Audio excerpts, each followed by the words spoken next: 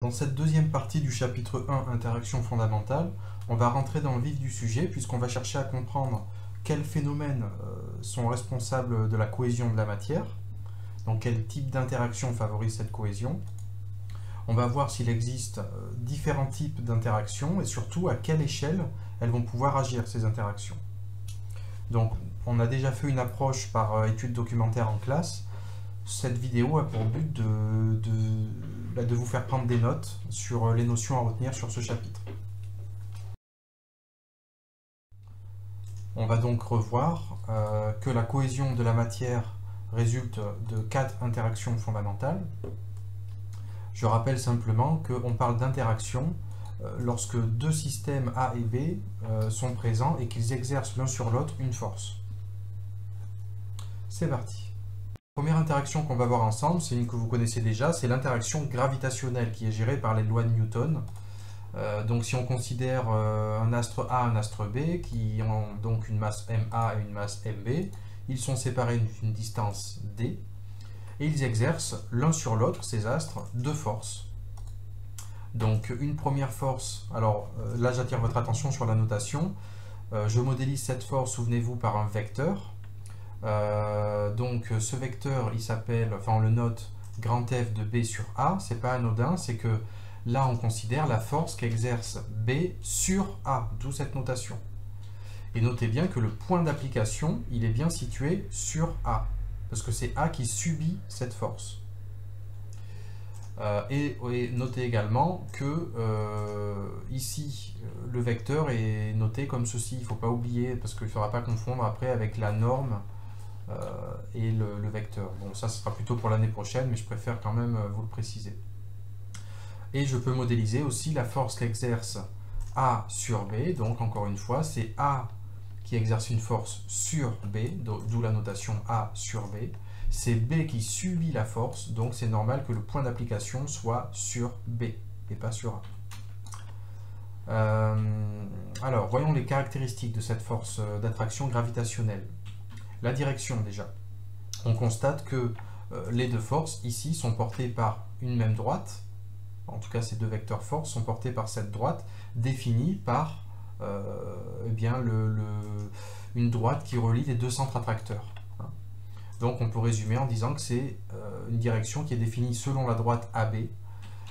Droite AB étant définie par d'un côté le centre du système ici et le centre du système ici. Donc on relie les deux, ça nous donne la direction. Ensuite vient la question du sens, à ne pas confondre avec la direction. Le sens, c'est vers où va la force. D'accord ? La direction, c'est une droite, ça n'a pas de sens. Et le sens, lui, est donné par le sens des vecteurs. Par exemple, ici, la force qu'exerce B sur A, elle est dirigée vers B. Et la force qu'exerce A sur B, elle est dirigée vers A. Donc à adapter selon la situation. Pour être global, on peut dire que c'est vers le centre attracteur. Et ensuite vient la question de la norme de la force gravitationnelle.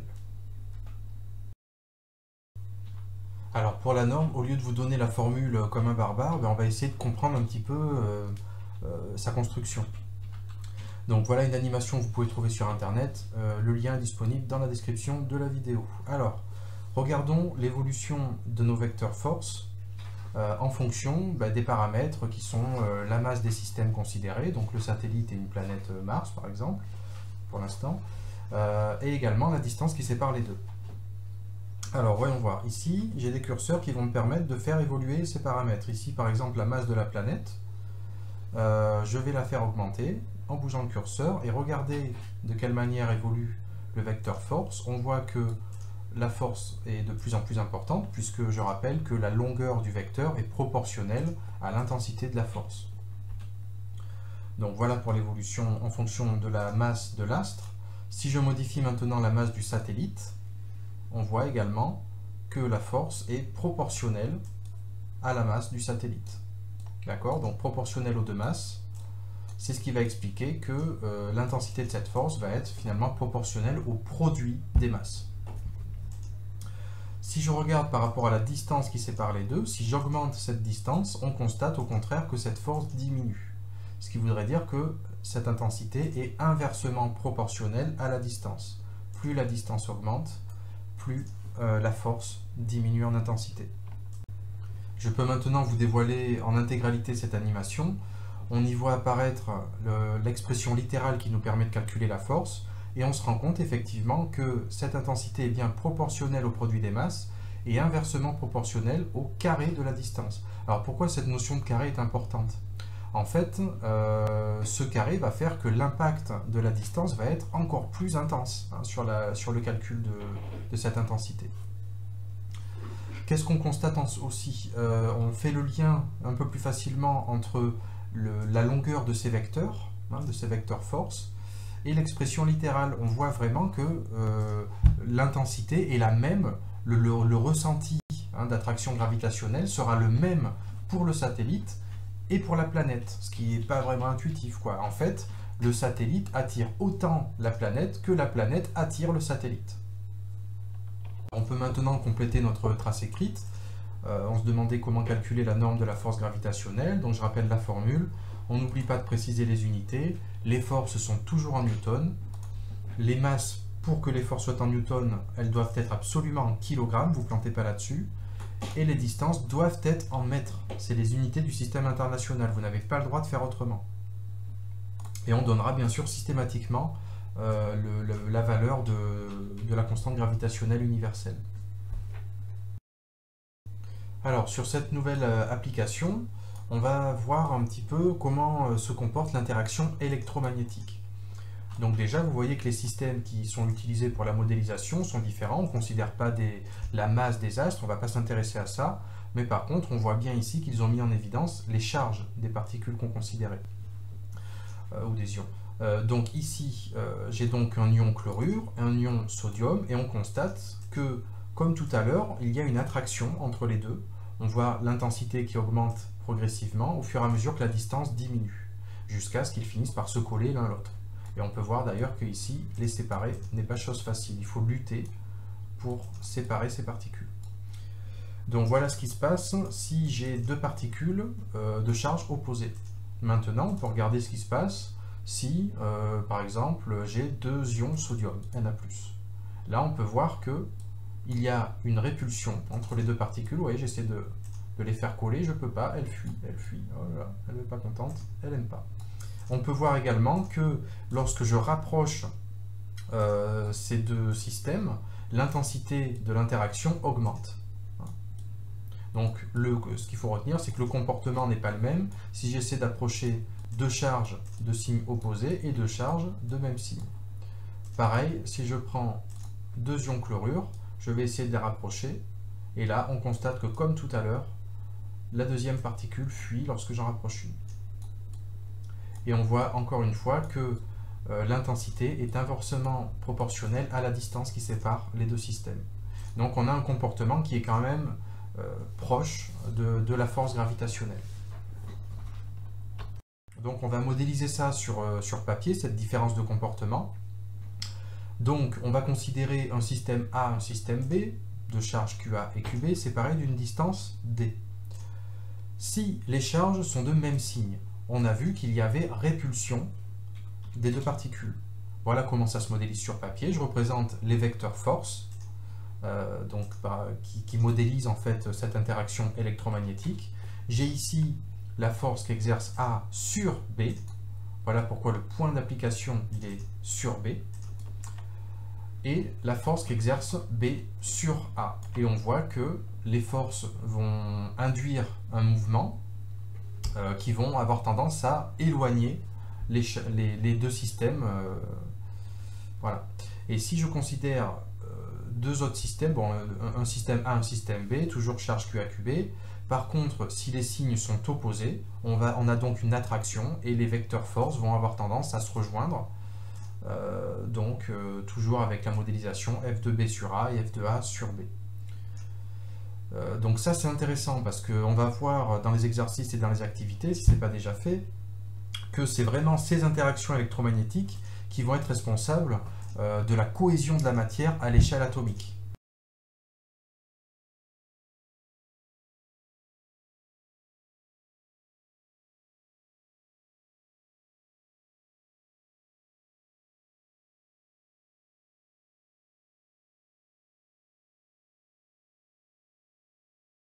Ce que je veux dire en fait, c'est qu'il y a une interaction attractive entre les électrons du cortège électronique qui sont négatifs et les protons du noyau qui sont positifs, d'accord? Une attraction entre les charges opposées, et donc c'est ça qui explique la stabilité.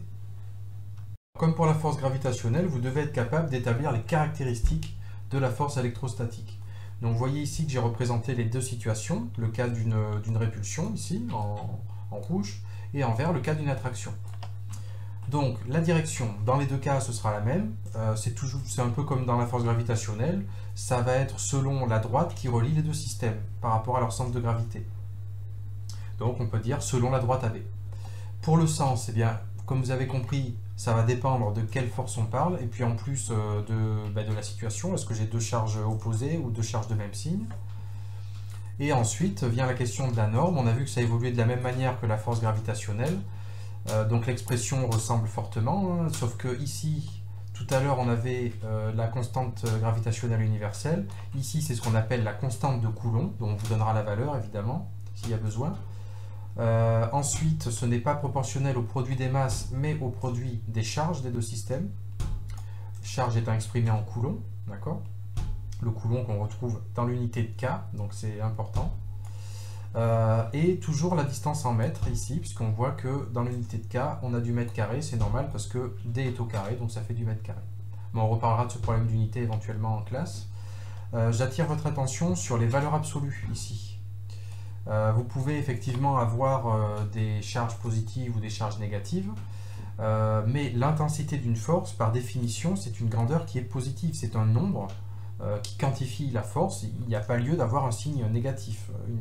Une intensité négative n'a pas de signification physique. D'accord? Une intensité, c'est toujours, en valeur absolue, c'est toujours positif. Troisième type d'interaction qui vont nous intéresser dans ce chapitre, ce sont les interactions fortes. Alors ça en fait c'est des interactions qui ont une très courte portée et elles vont compenser la répulsion coulombienne. Donc j'ai mis jusqu'à un certain point puisque on va voir si ce n'est pas déjà fait que il y a ce qu'on appelle le diagramme de Segré qui montre justement à quel point cette interaction va pouvoir être efficace pour stabiliser l'atome. Alors sur cette animation, on peut se rendre compte de l'échelle à laquelle intervient cette interaction, puisqu'il s'agit d'une interaction dans le noyau de l'atome. On voit que c'est par rapport au nucléon que ça se passe. En fait, l'interaction forte, c'est la glue qui maintient ensemble les protons et les neutrons. Alors le problème, c'est que pour que cette glue soit efficace, il faut que les proportions entre le nombre de neutrons et de protons soient bien définies.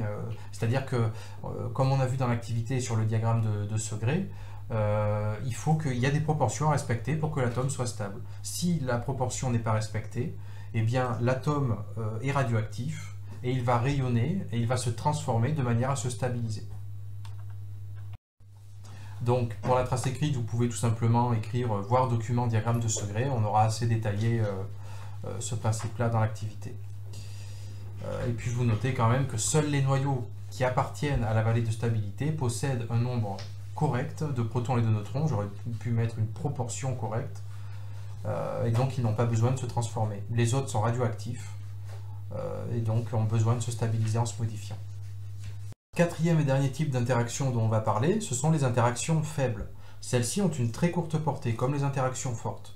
Par contre, elles ont une intensité beaucoup moins grande, carrément 10 puissance 9 fois moins grande que l'interaction forte.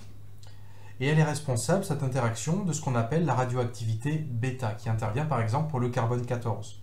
Donc on va voir ce qui se produit. Vous pouvez voir ici qu'on se situe encore à l'échelle du noyau atomique. Et donc voilà la désintégration β-. On voit qu'un électron est éjecté et un antineutrino. Donc ça, bon, je ne vais pas m'y attarder. Par contre, l'électron, on va en parler, on va modéliser en fait cette désintégration. Donc on peut schématiser ce qui s'est produit comme ceci. On avait le noyau atomique qui a éjecté un électron. Et voyons autour de l'exemple du carbone 14 ce qui se passe. Donc voilà comment on note l'électron qui est éjecté. Et ici, la conservation des particules élémentaires nous montre qu'on a bien un numéro atomique qui a changé ici, qui passe de 6 à 7. Et on voit également que l'élément considéré n'est plus le même. Au début, on avait un atome de carbone, on se retrouve avec un atome d'azote. Le numéro atomique étant caractéristique de l'élément chimique, on a eu vraiment un changement d'élément chimique. La transformation au sein même du noyau a fait qu'on ne parle plus du même atome. Un nouvel atome est né en quelque sorte. Alors qu'est-ce qui s'est produit? Regardez bien. Ici, je vois que j'ai 14 nucléons et 6 protons. Là, j'ai toujours 14 nucléons, mais cette fois, j'ai 7 protons. La seule explication possible, c'est qu'un neutron s'est transformé en proton. C'est une caractéristique des réactions nucléaires, c'est vraiment un changement fondamental dans le noyau atomique. Maintenant qu'on a vu les différents types d'interactions, il faut se poser la question de l'échelle. À quelle échelle ces interactions vont pouvoir agir? Donc commençons par l'échelle du noyau. Donc on a vu qu'au sein du noyau, il y avait l'interaction faible, l'interaction forte et électromagnétique. Donc interaction faible pour la radioactivité β-, interaction forte pour la stabilité du noyau et électromagnétique, puisque au niveau du noyau, il y a des protons qui sont collés les uns les autres, ça fait une répulsion coulombienne qui est compensée, on a vu, par l'interaction forte, qui est bien plus importante que l'interaction électromagnétique. Donc à cette échelle, les interactions faibles et fortes sont prédominantes. À l'échelle atomique et humaine, il n'y a plus de compensation en fait entre les charges électriques, et c'est bien l'interaction électromagnétique qui va être prédominante. Et à l'échelle astronomique, par contre, c'est l'interaction. Alors on a dit tout à l'heure que les interactions gravitationnelles et électromagnétiques avaient une portée infinie, mais comme la matière est neutre à grande échelle, c'est bien l'interaction gravitationnelle qui va être prédominante.